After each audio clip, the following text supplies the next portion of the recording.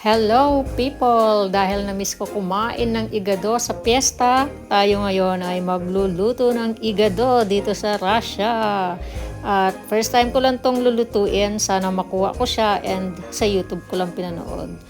So ayan, maglalagay muna ako ng mantika at tayo'y maggigisa. Olive oil yarn. Isusunod na natin ang sibuyas. O diba, ang daming sibuyas. Di ako nagtitipid. Mura kasi ang sibuyas dito.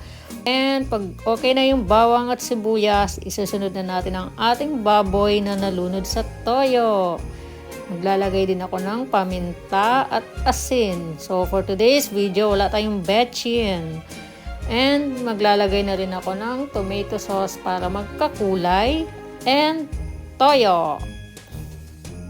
So ayan ang aking igado. Ilalagay ko na si Josepi laurel at konting nawasa. Papalambutin lang natin yung ating karne for 15 to 20 minutes siguro. So mukhang malambot na ang ating karne, maglalagay ako ng konting suka.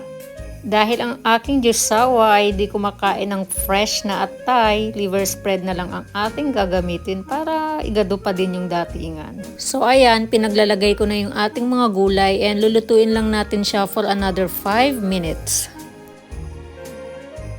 And this is the final result and mukha naman siyang igado guys and ipapatikim ko to kay jusawa later. Yun lang, salamat. See you on my next vlog. Bye bye!